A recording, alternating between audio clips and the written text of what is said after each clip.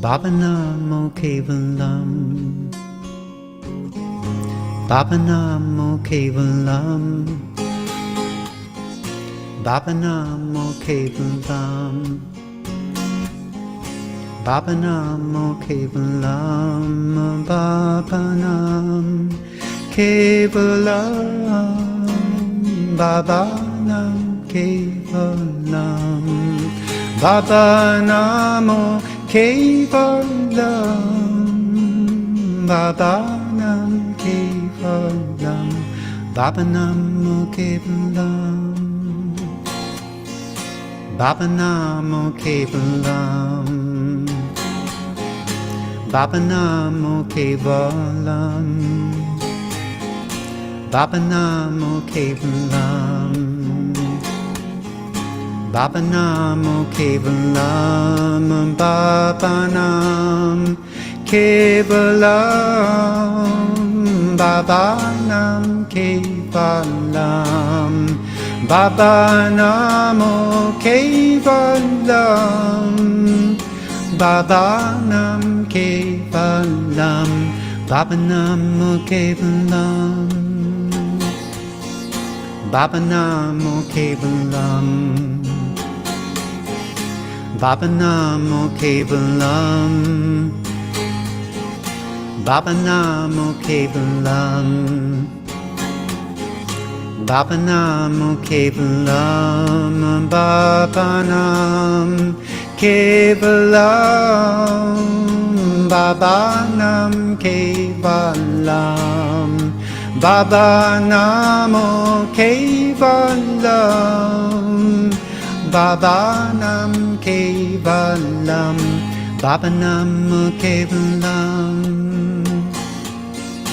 Baba Namo Kevalam, Baba Namo Kevalam, Baba Namo Kevalam, Baba Namo Kevalam, Baba Nam Kevalam,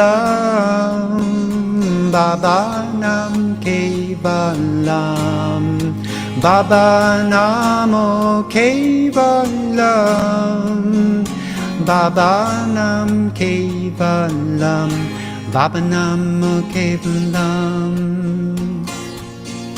Baba Namo Kevalam, Baba Namo Kevalam, Baba Namo Kevalam, Baba Namo Kevalam, Baba Nam Kevalam, Baba Nam Kevalam, Baba Namo Kevalam, Baba Nam Kevalam, Baba Namo Kevalam, Baba Namo Kevalam, Baba Namo Kevalam, Baba Namo Kevalam, Baba Namo Kevalam, Baba Nam Kevalam, Baba Nam Kevalam, Baba Namo Kevalam, Baba Nam Kevalam, Baba Namo Kevalam, Baba Namo Kevalam, Baba Namo Kevalam, Baba Namo Kevalam, Baba Namo Kevalam, Baba Nam Kevalam, Baba Nam Kevalam, Baba Namo Kevalam, Baba Nam Kevalam, Baba Namo Kevalam, Baba Namo Kevalam, Baba Namo Kevalam, Baba Namo Kevalam, Baba Namo Kevalam, Baba Nam Kevalam, Baba Nam Kevalam, Baba Namo Kevalam, Baba Nam Kevalam, Baba Namo Kevalam, Baba Namo Kevalam, Baba Namo Kevalam, Baba Namo Kevalam, Baba Namo Kevalam, Baba Nam Kevalam, Baba Nam Kevalam, Baba Namo Kevalam, Baba Nam Kevalam, Baba Namo Kevalam, Baba Namo Kevalam, Baba Namo Kevalam, Baba Namo Kevalam, Baba Namo Kevalam, Baba Nam Kevalam, Baba Nam Kevalam, Baba Namo Kevalam, Baba Nam Kevalam, Baba Namo Kevalam.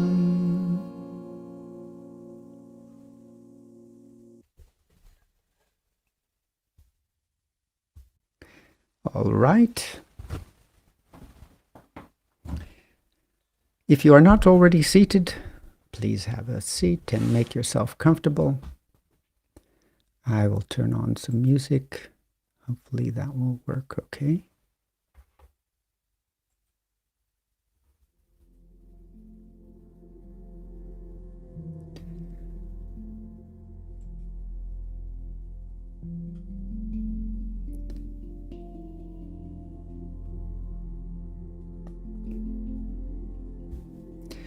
Okay, I'm going to, in case anyone joins halfway and doesn't really understand what's going on, I'll put up this graphic here. So now we'll have 20 minutes to half an hour of meditation, and then we'll, after we finish the meditation, we'll have some spiritual topic.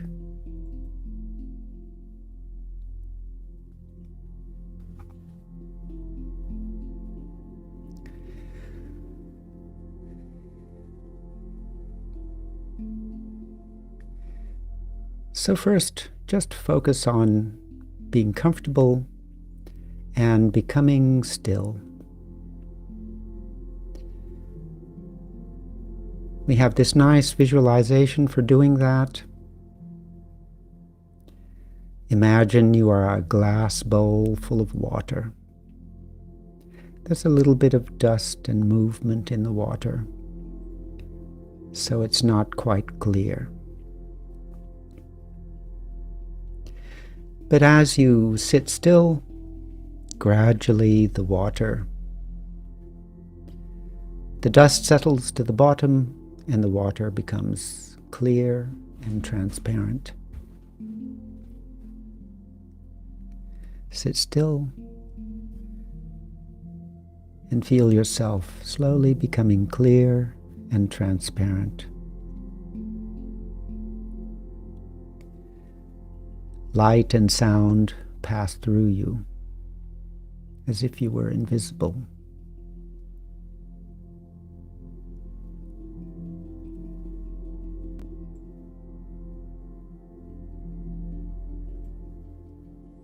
Take the thought, I am not the doer.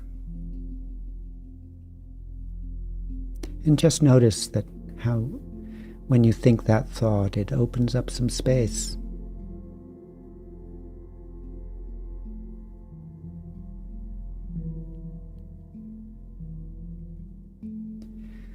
Take a moment to check your posture. Feel how you're sitting. You can imagine you have a little string pulling you up from the top of your head, so your spine feels straight but not stiff.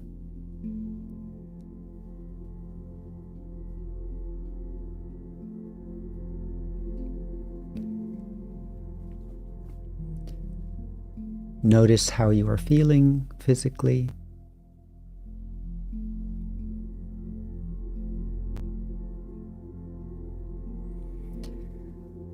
And just notice whatever is there, physically, mentally, emotionally. Allow whatever is there to be present and just sit with it for a moment.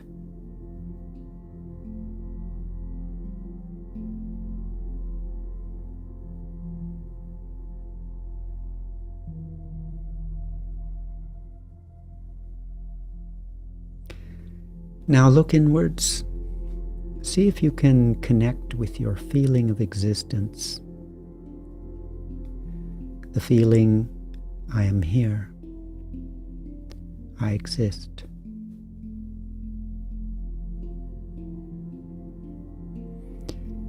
And just sit with your own feeling of existence for a few moments.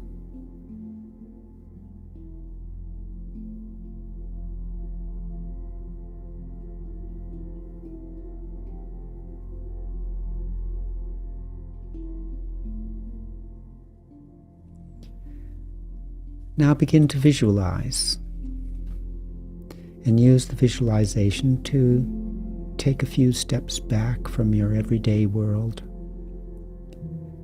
and step into a bigger space. Imagine a tall mountain far in the distance.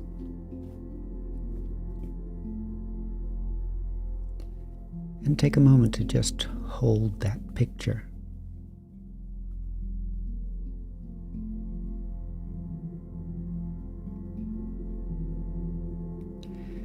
Imagine coming to the top of that mountain.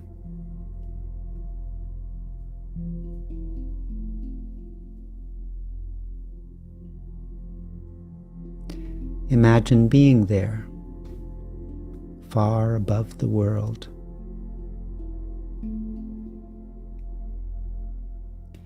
The view stretches out as far as you can see.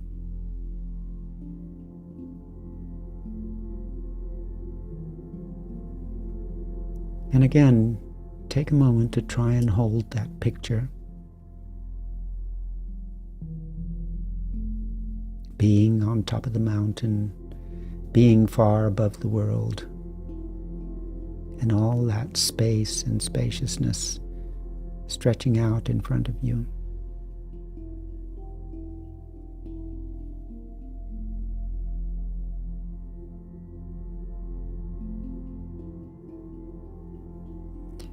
And just enjoy that feeling of space and a sense of freedom, detachment.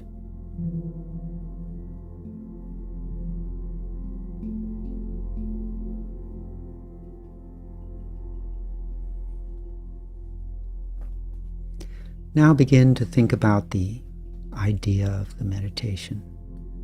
Only love everywhere.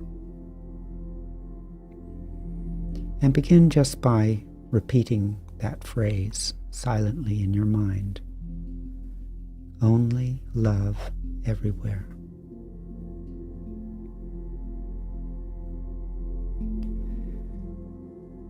Don't question or analyze. Just see what it feels like and allow whatever feelings come up.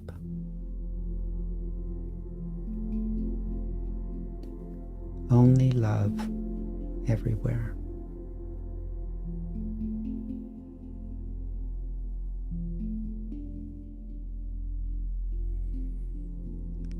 Now begin to visualize. Imagine an infinite ocean of love and light everywhere, filling up all available space, inside, outside, past, present, future. Only love, nothing else, everywhere.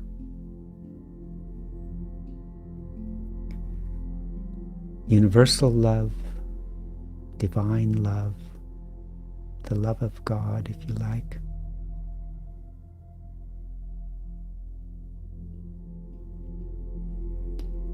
Imagine this ocean of love coming right into the center of your being.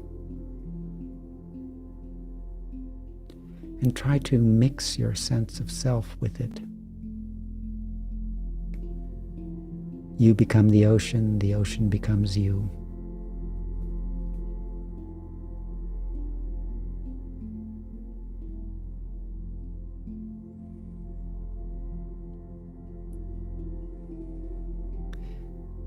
And now imagine the ocean of love expanding as big as you can make it. Imagine it filling up the universe and beyond that, so that it becomes something total and complete. No gaps, no spaces, no borders, no boundaries, no divisions. Only love everywhere.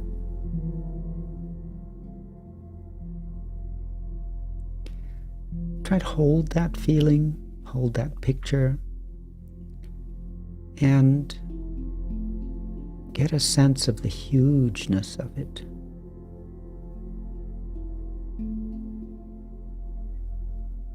And enjoy the simplicity. Just one thing. Love. Nothing else.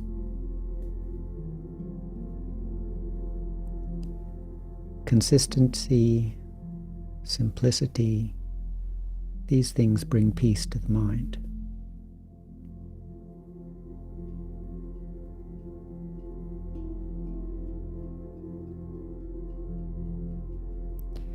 Imagine that this infinite ocean of love has always been there and always will be there.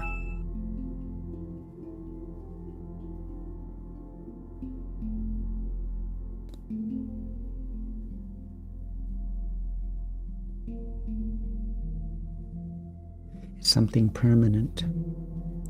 Everything else comes and goes, here today, gone tomorrow. But behind all that, underneath it, witnessing it, holding it, is something eternal.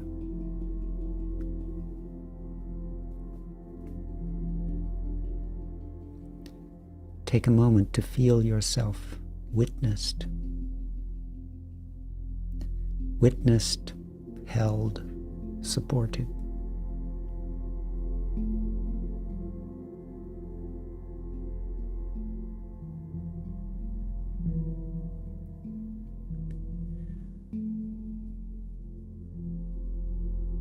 As you hold this feeling, now silently begin to repeat the mantra with your breath. As you breathe in, Baba, Nam. As you breathe out, Kevalam. Inhale, Baba, Nam. Exhale, Kevalam.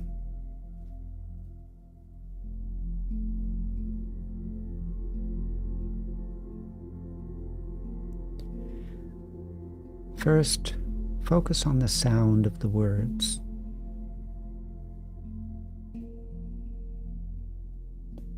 Hear the sound of each word clearly.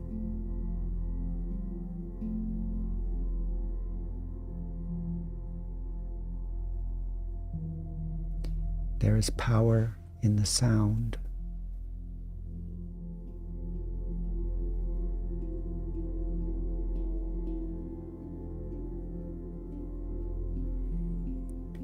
Get into a steady, even, continuous rhythm with your breath.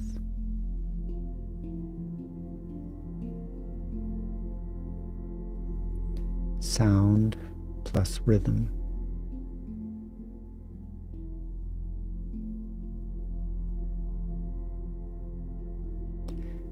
And finally, every now and then, come back to the beautiful idea of the mantra. Only love, nothing else, everywhere.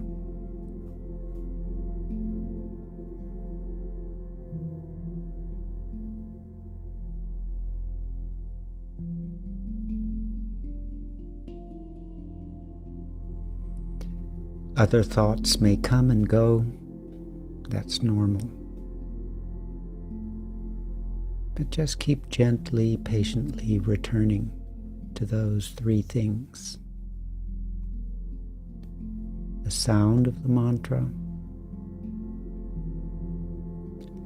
the rhythm of your breath, and the beautiful idea, only love, nothing else, everywhere.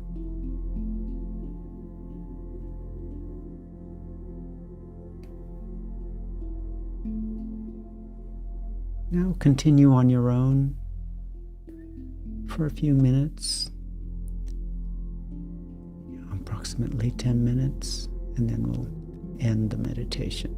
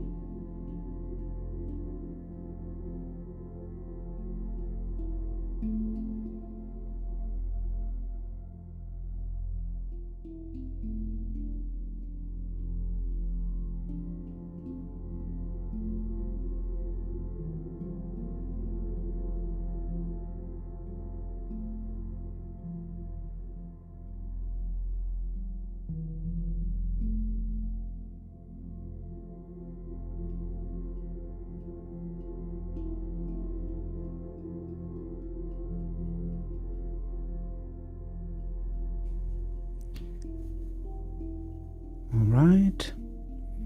Gradually relax your concentration.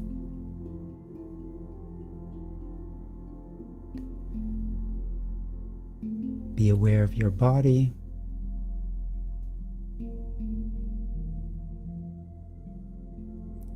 Be aware of the space around you.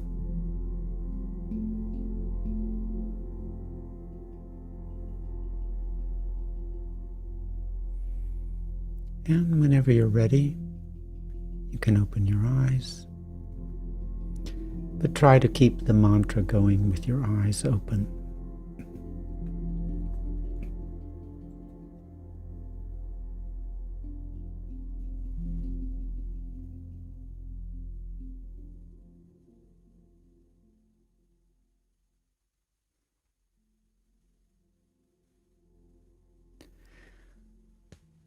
All right. In the last few days, I've been reading and thinking about a topic in the teachings of our Guru Sri Sri Anandamurti, where he talks about painful and non-painful mental tendencies. And there's, I think, 5 of them, but I'll focus on 3 of them. The first one was analysis versus synthesis. So when we analyze and cut something up into little parts, it's painful. So there's the story of how Adam and Eve got thrown out of the Garden of Eden. Basically, what happened was they started to analyze things, put names on things, and the oneness was lost, and the oneness was divided into you, me, God, the external reality, the internal, and all those differences and names. And in the description of the problems with analysis, he said that taking this analytical approach can convert the mind into matter. So what is underneath everything and holding everything is something subtle, something spiritual. But when we divide and analyze things, we divide it into the kind of material elements, and we become what we focus on. So analysis is, and I think we've all experienced how analysis can be painful, and the small picture and all the little parts tend to feel constrictive, and the expansiveness of our consciousness and our awareness gets divided into small parts, and we feel like our freedom is lost and we are trapped in a cage. And that's effectively what's happening. Our mind is shrinking, our awareness is shrinking. And then the opposite of that, the non-painful mental tendency, is synthesis, looking for the one and connecting with the one in the many, or the one underneath, or the witnessing awareness that is holding all. As I say in the meditation, everything else comes and goes, right? But focusing on what's underneath that, the eternal holding, witnessing. So that is blissful, or at least it's non-painful, aklishta. So that's the first one, how we, whether our basic mental direction is about splitting hairs or looking for unity and oneness. So we can think about that in our lives. The more time we can spend looking and tuning in to the background oneness, the background witnessing, awareness, the background presence, the more we will free ourselves from pain and enjoy bliss. And then the second one was memory. So he explains that remembering things is painful. And again, it's focusing on objects and material things. So if you are a spiritual person and you have to spend a lot of your time thinking about material things, you know that begins to feel very uncomfortable, a sense of contraction, compression, and the mind is, because, we become what we think about. So if you're always thinking about, if you spend an hour doing online shopping, which I think all of us do sometimes, you will feel a sense of loss of space and a sense of contraction of the spirit. A certain desire is being fulfilled there, but it's not something that's expanding us. Whereas remembering the mantra, remembering divinity, remembering oneness, awareness, remembering something spiritual, remembering past experiences where we were in a deep spiritual state. Those kind of memories are soothing and blissful. So how we use our memory. And then there was a third one, but I'm not sure if I can remember what it is. What was that third one? Gone out of my mind for the moment. But those two are plenty to think about. So just notice it's how much time we actually spend in things which are painful, mental activities which are painful, analyzing. Oh, yes, I remember what the third one was.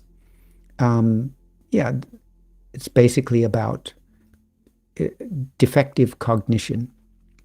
So defective cognition, and these three are all related, means that we see the world as many rather than one. So it's like we are lost in a dream. We are lost in the dream of duality. Duality, the experience of duality, and thinking of the world and seeing the world as a duality is painful.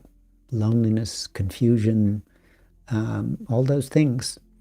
Whereas seeing the deeper truth that everything is divine imagination, everything is God in different forms, 20 different sculptures, but all made of the same material. Do I focus on the 20 differences, or do I focus on the one material that everything is made of? So it's related to this kind of synthetic versus analytic.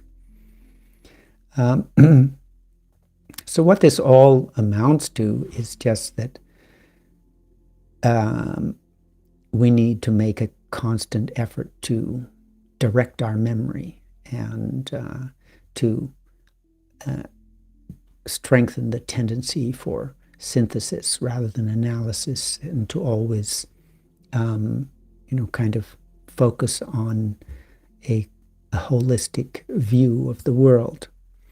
And that requires effort, because the default mode, the mind naturally goes into duality, the mind naturally goes downwards to matter. The default mode is painful. And the subtle, blissful mode takes a conscious effort of will to direct our attention. And our past drags us. We have a kind of inertia or a momentum which is dragging us towards matter. And interestingly, Sri Anandamurti says that the reason for this is because, I might have mentioned this last week, because we have had thousands and thousands of past lives as animals and plants where our only focus has been food and survival and things like that. So the mind kind of has its momentum, and to move towards the unknown, subtler future that we are going towards takes some conscious effort. So the blissful thing always takes a little bit of work in the beginning, and the painful thing is easy to just fall into.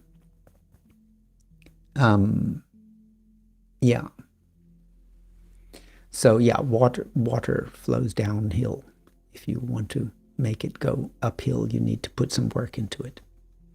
So that's the basic idea. We need to think, just look at our mental tendencies and what are the things we kind of habitually do but are actually painful, and work at changing, breaking free of that default way of always analyzing, always focusing on duality, and always, spending so much of our time thinking and remembering things which are actually compressing and limiting our spaciousness of awareness. So that was what I wanted to share with you today. And now we'll take a a few moments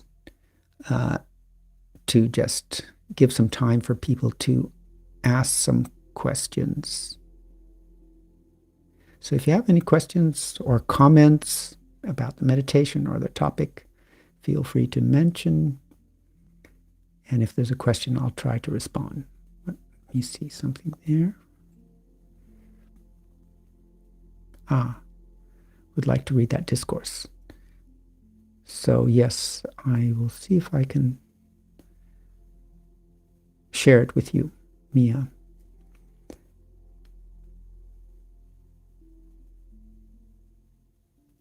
Okay, don't mind if I sit silently for a moment waiting.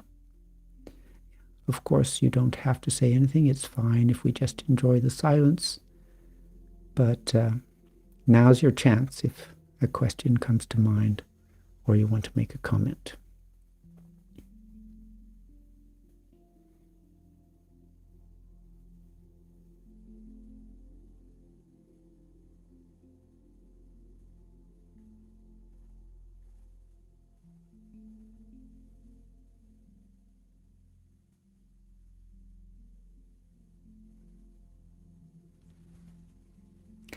Oops, something's come up. What is it? I don't disagree, but why do we always default to painful thinking?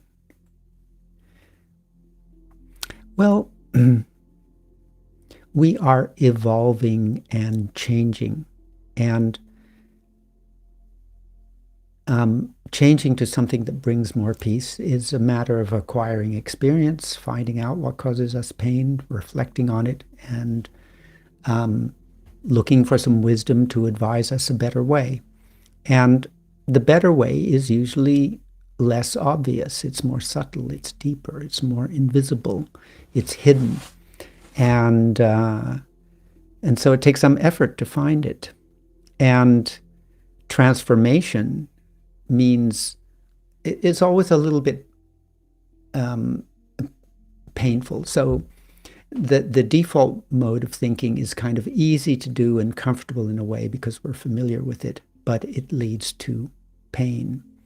Changing that means a little bit of suffering in the beginning because we have to pull our attention away from gossiping or doing something that hurts us, but it's fulfilling some temporary and very limited desire. So we have our animal desires, but we also have our spiritual desire. So the desire for, immediate food gratification, we have to pull back from that if we want to create some space. So there's always a little bit of difficulty involved in doing something that has a better long-term soothing effect on the mind. I hope that answers the question a little bit. But if we do it enough, then gradually we get rid of that default or we change the default. Okay. It's an important topic, but in our daily lives, our minds are often carried away by events, so we forget to focus or reflect on the points you mentioned. Well, that is why it's always good to do a little bit of keeping a journal, time to reflect on and digest the things and see if there's anything to learn out of what's happened to you in the day or the week, and also to study. So reading the wise words of masters, ancient and modern, that's their job, is to, bring our attention to things that will help us.